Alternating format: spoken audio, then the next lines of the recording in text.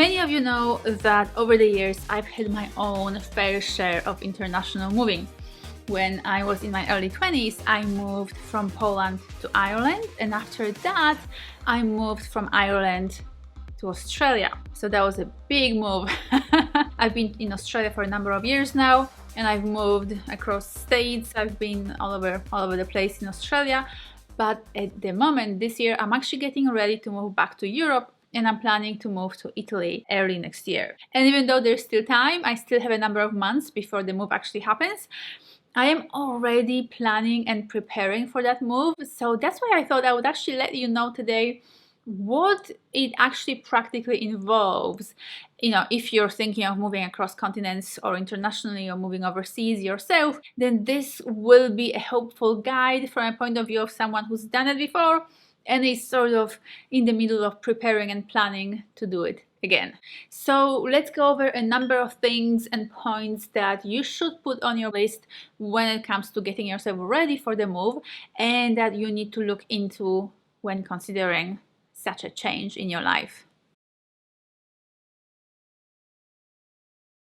Number one, the language. And this might or might not apply to your situation. When I was moving from Poland to Ireland, obviously I had to make sure that my English was good enough. At that point, though, I already spoke enough English.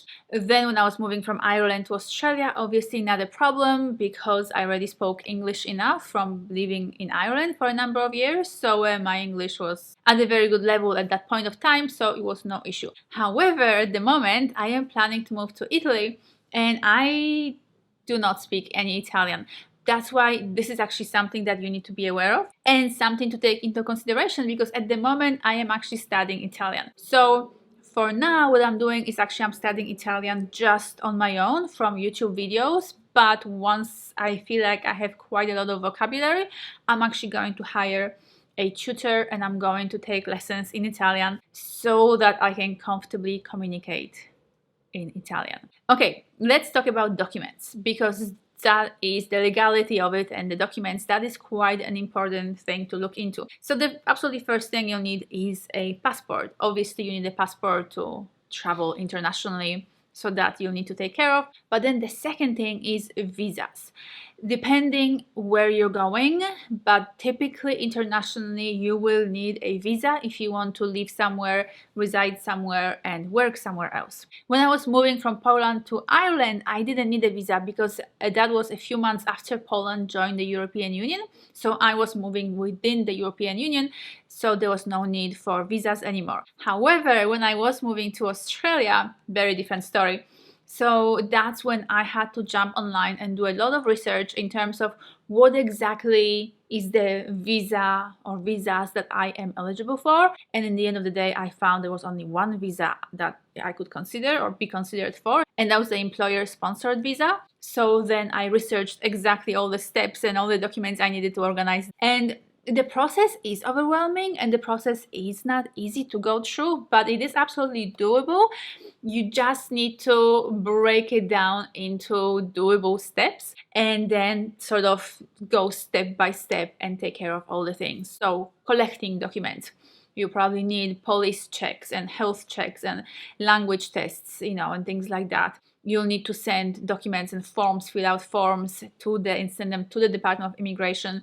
You might need to collect documents from your future employer or whatever the situation is. So visas, very important. And here I feel lucky enough again, because moving from Australia to Italy and being a Polish citizen still means that I don't have to worry about visas anywhere in Europe, and so I can work and reside anywhere I want within Europe. If you're planning to drive in your new destination and your current driver license was issued in the country where you're living at the moment, it's a good idea to organize an international driver license. It will just make things easier for you. Plus, I don't know if you can actually legally drive in a different country without an international driver license. It's not a difficult thing. You apply for it online. It's quite inexpensive to organize. I think it's about $40 or so here in Australia anyways. So it's a simple process, and within 3 to 4 weeks I think you receive the international license in the mail, and I think it's valid for a year. When I was traveling from Ireland to Australia, I didn't go through that process because I just wasn't going to drive straight away. I wasn't planning on buying a car. I was just going to use public transport and walk. But after a while, I decided, a few years into being in Australia, I decided to get a car. And that's when I actually just went to the Australian Transport Office and got my license swapped. So that was just a little bit of a process where I had to wait for that license to arrive in the mail. But if you plan to start driving pretty much straight away in the new country, hire a car or buy a car straight away, then it's a good idea to actually organize that international driver license, and that's what I am going to do when it gets to closer my move to Italy. When it comes to your credit and debit cards, check the expiry dates on your cards. This is quite important. And if they are close to being expired, organize a new card, credit and debit card with your bank so that you can keep using it while you are overseas. I did read online recently that you can get this international debit card, and I will need to look more closely into it, but this is just also something to look into and to be aware of, that there is such a thing, and hopefully that would save you from paying all the international transfer fees. Another thing that I'm planning to do as soon as I arrive in Italy is to actually open an Italian bank account just for my personal finances, so that I can actually transfer my money or some of my money from Australia to Italy and just use a local bank card instead of paying in those international transfer fees every time. And when it comes to moving money internationally, yeah, PayPal is great, and similar platforms are great, but they do charge you still quite a lot in terms of fees. And there is another one that I know of, and it's called Wise, I think. I'm not affiliated with them. I don't get any perks from recommending them. And I've used it before with my suppliers and clients for payments, for international payments. And from what I've seen, the fees are much more reasonable than the PayPal fees or the international bank transfer fees. I'll be obviously taking my laptop with me to Europe, and the problem that I'm foreseeing there is all those two-step verification processes when it comes to inputting passwords into different accounts. So when you're logging into your banking, internet banking, or your email accounts, or even your Facebook, or like we log into so many different places, and so many of those places now require this two-step verification process where you get a verification code to your mobile phone, and you need to input that code as well. I've previously had problems with that when traveling internationally, because even though I would take my phone with me, those text messages with those codes wouldn't make it to me. So then I had so many problems trying to log in to different sites and portals when I was in a different country. So I definitely am planning on, as much as possible, removing those two-step verification processes, or at least notifying these different portals that I am traveling and that I will change countries, so that they actually let me log in to my accounts, which actually brings us to money and finance.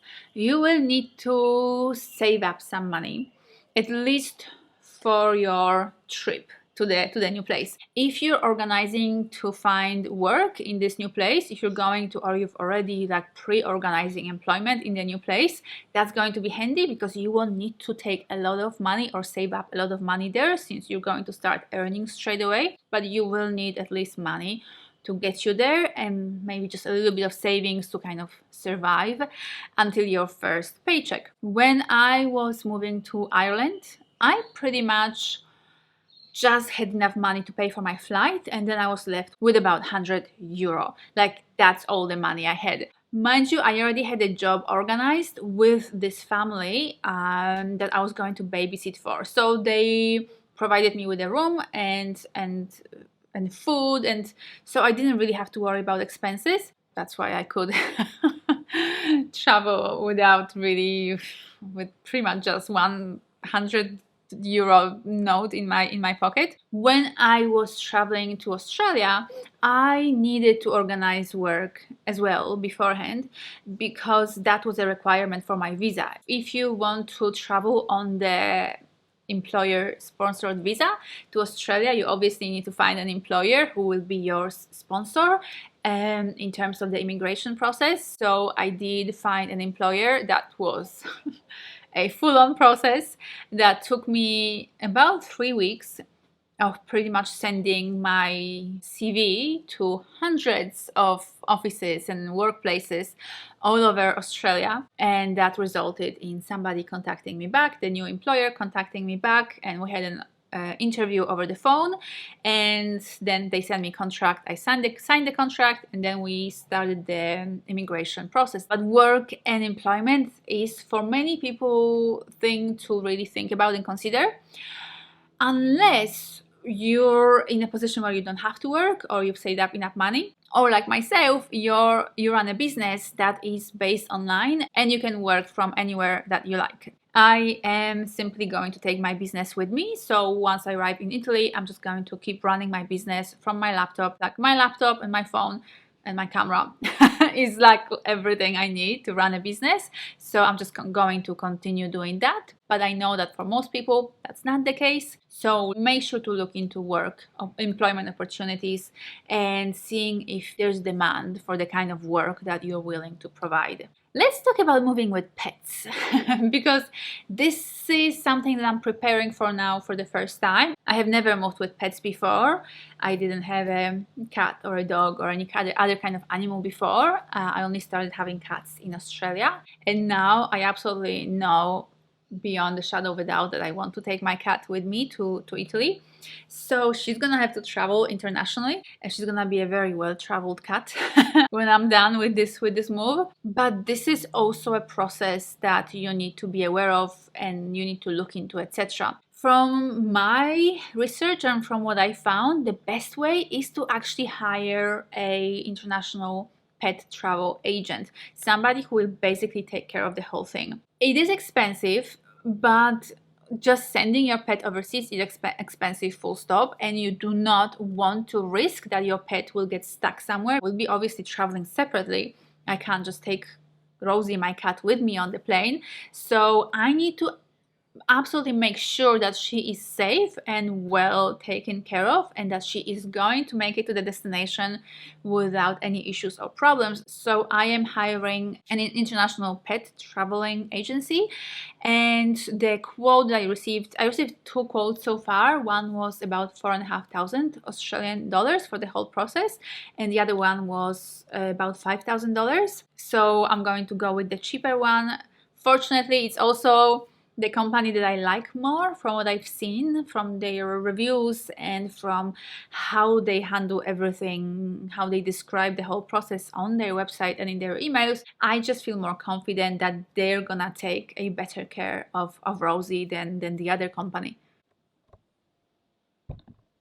You will also need to figure out what to do with your stuff, because obviously you probably have furniture, clothes, books, equipment, toys, all sorts of different things. And my advice, and that's just my advice, I might be a bit different to most people because I don't get terribly attached to stuff, to my things. My advice is to get rid of everything you can and to travel as light as possible, and then to get stuff on the other end, because transport of items, especially big items like furniture, it just can be so expensive, can be such a pain in the ass to organize that. It's just so much easier to just travel with a suitcase. I understand that this is not going to be practical for everybody, because some people do have items that have sentimental value and emotional value, and they are attached to them and they absolutely want to take them. But in that case, you'll need to organize transport, possibly storage, and and then getting the stuff to actually where you're going to live. But my way to deal with things is that I don't have expensive things. Like, wherever I go, I just furnish the whole house for like $5,000. And then whenever I move somewhere kind of further than, like an hour or 2 hours drive, then I just sell or give away everything. I found that if you just put stuff on Gumtree, you can get rid of everything you own very, very quickly. You can sell it or you can give it away. I actually really don't want to get rid of my books. I really, really love my books. So my plan is actually to pack 2 or 3 boxes of books and to ship them to one of my sisters in the Netherlands. So that can be helpful if you have somebody who is sort of nearby to the new place. I don't know anybody in Italy, but I have family in Poland. I have a sister in the Netherlands and another one in the UK. Another option, I guess, for you would be to leave some stuff in storage locally before you have a new address on the other end, and then have maybe a friend or family member ship that stuff for you. Another handy thing to remember to take with you or to organize once you arrive there is a plug adapter. One of those little things you plug into the socket in the new country, and then that allows you to plug in your actual device, because plug sockets vary in different countries and you need to remember that, because once you arrive you probably want to plug in and charge your phone or plug in your computer or do whatever you need to do.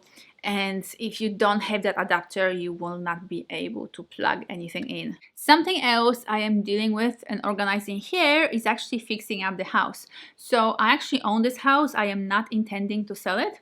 So I want to fix it up to get it ready to be rented out. I want to turn it into an investment. I want to leave it with an agent and have it sort of rented out so that the rent is paying the mortgage. So before I can do that, I really want to fix it up. So that's why it just works for me that I have this lead up time, the number of months before I actually make the move, where I can actually spend some time renovating different parts of the house until I'm happy that it's in a really good condition to be rented out. So I know that I won't have to do a lot of work on it or spend a lot of time on renovations and fixing it up at a distance from Europe once it's already rented out. And one last thing that I want you to remember and be aware of, because that really took me by surprise, especially when I came here to Australia, is that your body might need to adjust to the new climate and to the new environment. When I first arrived in Australia, I got a terrible case of IBS, which is an irritable bowel syndrome, which is not nice. I won't go into details describing it here, but I struggled with it for 2.5 years. It took me 2.5 years to fully recover from it, and it was like I truly believe that it was actually a bit of a shock for my system, from going from European water, air, food environment to suddenly being in Australia, where so much is different, the water quality, the food, the veggies, etc. Another thing that I wasn't expecting either was the hay fever. Almost everybody struggles with hay fever in Australia, and I never had to take antihistamines before. I never really my eyes would water a little bit, every spring in Europe. But the level that my hay fever symptoms and reactions went to here in Australia, that was way beyond what I ever was prepared for. To the point where I actually had to take, and I'm still taking, antihistamine every single day to keep those symptoms under control. And what I'm talking about is really itchy eyes and eyes watering constantly and runny nose and headaches and just kind of discomfort. Just be prepared that a completely new country, new environment, new water, new food can take a bit of adjusting to once you arrive. Well, I hope that was helpful and potentially inspiring or eye-opening when it comes to international travel. I hope that it helps you if international travel or changing continents is something that you are considering to do.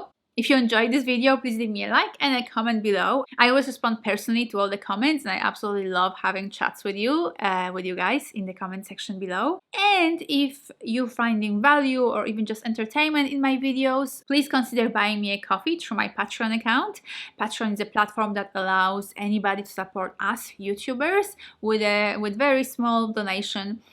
Or larger if you choose, to help us keep going and keep creating and keep putting content and information up online and on YouTube. But that's it for today. Thank you so much for watching and for staying with me until the end of this video.